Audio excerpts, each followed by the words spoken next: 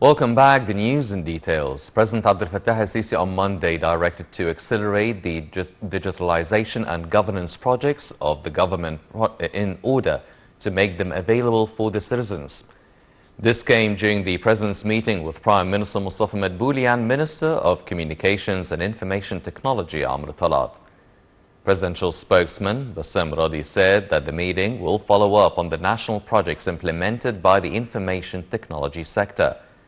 During the meeting, Minister Talat briefed President al-Sisi on the educational process in Misr Information University, as well as the construction situation in the culture city of the new administrative capital.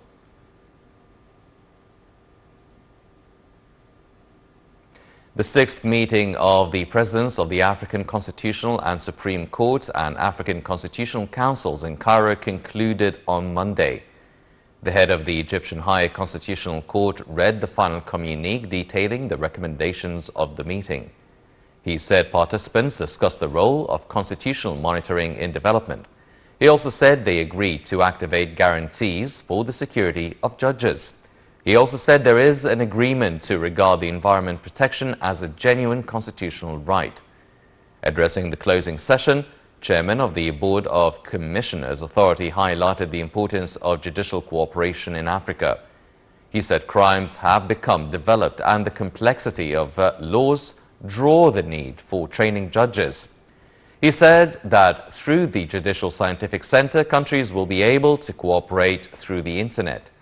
The meeting, which saw the participation of 40 African countries, discussed a number of issues, including refugees and immigrants, and their constitutional rights and guarantees.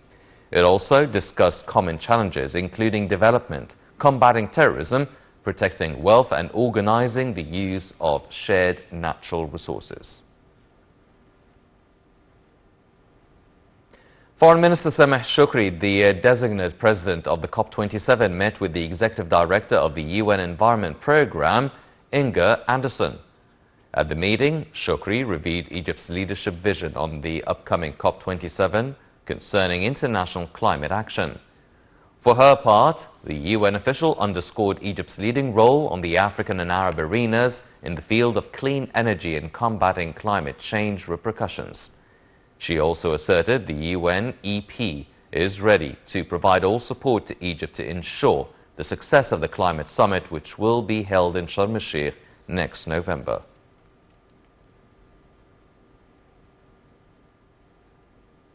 Foreign Minister Sameh Shoukry stressed Egypt's keenness on supporting stability of African Horn region, considered part of Egypt's national security. This came during Shoukry's meeting with the UN Secretary-General Special Envoy for the African Horn.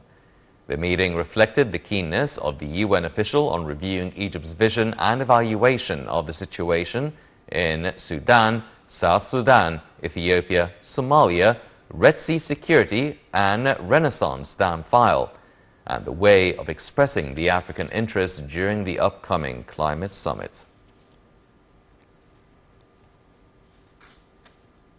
Minister of Defense Mohammad Zaki met with Commander of the U.S. Central Command Michael Kurilla and his accompanying delegation, where they discussed ways of boosting military cooperation.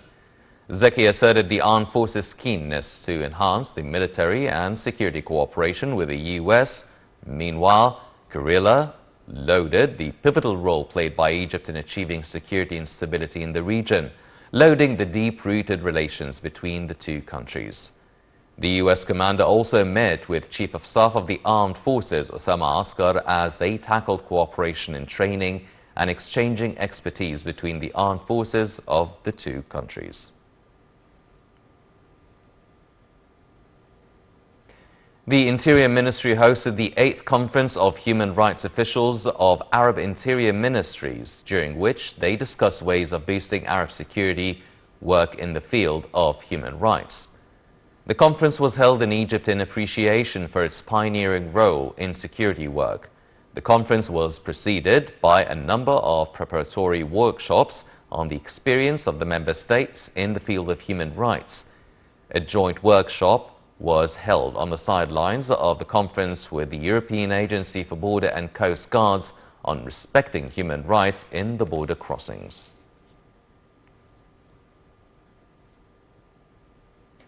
King Charles III on Monday led a procession through